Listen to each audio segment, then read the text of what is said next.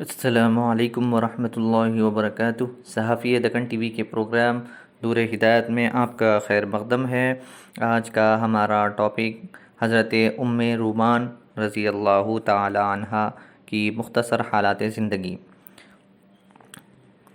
9 ہجری میں رحمت دو عالم صلی اللہ علیہ وسلم کو ایک دن ایسی خاتون کی وفات کی خبر ملی جو شمع رسالت پروانہ ور فدا تھی۔ حضور صلی اللہ علیہ وسلم یہ خبر سن کر سخت حزن و ملال کے عالم میں ان کے جنازے پر تشریف لے گئے، خود خبر میں اتارا اور پھر ارشاد فرمایا، جو شخص عورتوں میں حور عین کو دیکھنا چاہے وہ ام رومان کو دیکھے۔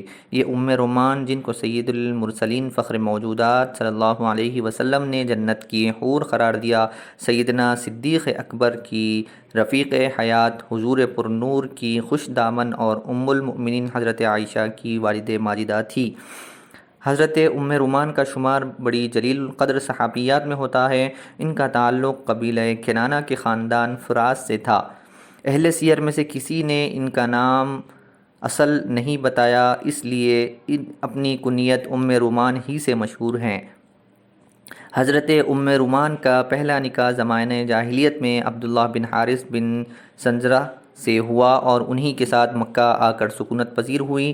عبداللہ کی صلب سے ان کے ہاں ایک بیٹا پیدا ہوا جس کا نام طفیل رکھا گیا۔ کچھ عرصے بعد عبداللہ بن حارث نے وفات پائی اور ام رومان بے سہارا رہ گئی۔ چونکہ عبداللہ اپنی زندگی میں حضرت ابوبکر صدیق کے حلیف بن گئے تھے، اس لیے ان کے انتقال کے چند ماہ بعد حضرت ابوبکر صدیق نے ام رومان سے خود ان کا نکاح کر لیا۔ صدیق اکبر کی صلب سے ام رومان کے ہاں حضرت عائشہ صدیقہ اور حضرت عبدالرحمن بن ابی بکر پیدا ہوئے، جو تاریخ اسلام کی نہایت درخشندہ ہستیاں ہیں۔ بعثت کے بعد سرور کونین صلی اللہ علیہ وسلم نے دعوت حق کا آغاز فرمایا تو حضرت ابوبکر صدیق ان 4 عظیم المرتبت ہستیوں میں سے ایک تھے جنہوں نے سب سے پہلے لوائے توحید کو تھاما، یعنی ام المؤمنین حضرت خدیجہ الکبریٰ، حضرت علی کرم اللہ وجہہ، حضرت ابوبکر صدیق اور حضرت زید بن حارثہ۔ حضرت ام رومان کو حضرت ابوبکر صدیق کے اسلام کا حال معلوم ہوا تو انہوں نے بھی بلا تأمل ان کی تقلید کی اور یوں سابقون الاولون کی مقدس جماعت میں شامل ہو گئیں۔ سفر ہجرت میں صدیق اکبر کو رحمت عالم صلی اللہ علیہ وسلم کی رفاقت کا عظیم الشان شرف حاصل ہوا۔ مکے سے چلتے وقت انہوں نے بھی حضور کی پیروی کرتے ہوئے اپنے اہل و عیال کو اللہ کے بھروسے پر دشمنوں کے درمیان چھوڑ دیا۔ جب مدینہ پہنچ کر کچھ اطمینان ہوا تو سرور عالم صلی اللہ علیہ وسلم نے حضرت زید بن حارثہ کو اپنے اہل و عیال لانے کے لیے مکہ بھیجا۔ حضرت ابوبکر صدیق نے ان کے ہمراہ عبداللہ بن اریقط کو اپنے صاحبزادے عبداللہ کے نام خط دے کر بھیجا کہ وہ بھی حضرت ام ایمان، حضرت اسماء اور حضرت عائشہ کو اپنے ہمراہ مدینہ منورہ لے آئیں۔ چنانچہ ام رومان حضرت اسماء اور حضرت عائشہ صدیقہ حضرت عبداللہ بن ابی بکر کے ہمراہ مکہ معظمہ سے روانہ ہوئیں۔ حضرت عائشہ صدیقہ سے روایت ہے کہ سفر ہجرت میں جب ہم لوگ بیدہ کے مقام پر پہنچے تو میرا اونٹ بدک گیا۔ میں اور میری والدہ ام رومان اس کے ہودج میں بیٹھے ہوئے تھے۔ اونٹ نے کود پھلانگ شروع کی تو میری ماں بہت مضطرب ہوئی اور انہوں نے یہ کہنا شروع کر دیا، ہائے میری بیٹی، ہائے میری دلہن۔ بارے اللہ نے خیر کی، اونٹ پکڑا گیا اور ہم لوگ خیریت سے مدینہ منورہ پہنچ گئے۔ مدینہ منورہ میں حضرت ابوبکر صدیق کے اہل و عیال نے بنو حارث بن خزرج کے محلے میں قیام کیا، جہاں حضرت ابوبکر صدیق نے ایک مکان پہلے ہی سے لے رکھا تھا۔ 6 ہجری میں افق کا افسوسناک واقعہ پیش آیا جس میں حضرت عائشہ صدیقہ پر منافقین مدینہ کی سازش سے ناپاک تہمت لگائی گئی۔ واقعے کی صورت کچھ ایسی تھی کہ رحمت عالم صلی اللہ علیہ وسلم کی طبع مبارک بھی پر ملال ہو گئی۔ حضرت عائشہ کے لیے اپنے آقا کا ملال قیامت سے کم نہ تھا۔ دکھیا بیٹیوں کی پناہ گاہ دامن مادری ہی ہوتی ہے۔ حضور سے اجازت لے کر گرتی پڑتی اپنے والدین کے گھر پہنچی۔ یہ ایک 2 منزلہ مکان تھا۔ حضرت ابوبکر صدیق اوپر کی منزل میں تھے اور حضرت ام رومان نچلی منزل میں بیٹھی تھی۔ بیٹی کو اس حالت میں آتے دیکھ کر پوچھا، میری بچی خیر تو ہے؟ کیسی آئیں؟ حضرت عائشہ نے واقعہ بیان کیا۔ حضرت ام رومان ماں تھی، دکھ تو انہیں بہت ہوا، لیکن حضرت عائشہ کا دل رکھنے کہا، بیٹی گھبراؤ نہیں، جو عورت اپنے خاوند کو زیادہ محبت ہوتی ہے اسے شوہروں کی نظروں سے گرانے کے لیے ایسی باتیں بنائی جاتی ہیں۔ حضرت عائشہ کے دل پر بنی ہوئی تھی، انہیں ماں کے جواب سے تسکین نہ ہوئی اور فرط علم سے ان کی چیخ نکل گئی۔ حضرت ابوبکر صدیق اپنی بچی کی چیخ سن کر بالائے خانہ سے نیچے اترے اور واقعہ سنا۔ رقیق القلب تو تھے ہی، خود بھی رونے لگے۔ جب ذرا قرار آیا تو حضرت عائشہ سے کہا، بیٹی تم اپنے گھر جاؤ، ہم ابھی آتے ہیں۔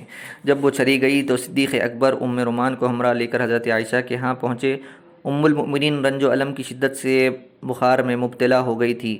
حضرت ام رومان نے انہیں اپنی گود میں لٹا لیا۔ نماز عصر کے بعد سرور عالم صلی اللہ علیہ وسلم گھر تشریف لائے اور اس بہتان کے بارے میں حضرت عائشہ سے استفسار فرمایا۔ حضرت عائشہ نے ماں باپ کی طرف دیکھا اور کہا، آپ لوگ جواب دیں، لیکن وہ دونوں رحمت عالم صلی اللہ علیہ وسلم کے سچے سیدائی تھے، اپنے آقا کو ملول دیکھ کر بیٹی کی حمایت کیسے کر سکتے تھے؟ کہنے لگے، ہم کیا کہہ سکتے ہیں؟ حضرت عائشہ صدیقہ نے عرض کی، یا رسول اللہ، میں بالکل بے گناہ ہوں۔ آخر غیرت الہی جوش میں آئی اور اللہ تعالیٰ نے خود عائشہ صدیقہ کی طہارت کی گواہی بڑے پرزور الفاظ میں دی۔ ارشاد ہوا، جب تم نے یہ سنا تو مومن مردوں اور مومن عورتوں کی نسبت نیک گمان کیوں نہیں کیا اور کیوں نہ کہا کہ یہ صریح تہمت ہے؟ آیت براءت کے نزول سے حضرت ام رومان کو کمال درجے کی مسرت ہوئی اور حضرت عائشہ کا سر بھی فخر سے بلند ہو گیا۔ ماں نے بیٹی سے کہا، بیٹی اٹھو اور اپنے شوہر کی خدم لو۔ حضرت عائشہ صدیقہ نے ناز سے جواب دیا، میں تو صرف اپنے رب کی ممنون اور شکر گزار ہوں جس نے میری بے گناہی کی شہادت دی۔ اسی سال کے آخر میں ایک اور یادگار واقعہ پیش آیا۔ حضرت ابوبکر صدیق اصحاب صفہ میں سے تھے۔ 3 بزرگوں کو اپنے گھر بطور مہمان لائے، انہیں وہاں چھوڑ کر سرور عالم صلی اللہ علیہ وسلم کی خدمت میں تشریف لے گئے۔ وہاں کچھ زیادہ دیر ہو گئی۔ گھر واپس آئے تو حضرت ام رومان نے پوچھا، مہمانوں کو یہاں چھوڑ کر آپ کہاں چلے گئے تھے؟ حضرت ابوبکر نے جواب دیا، میں رسول اکرم صلی اللہ علیہ وسلم کی خدمت میں تھا، تم مہمانوں کو کھانا کھلا دیتی۔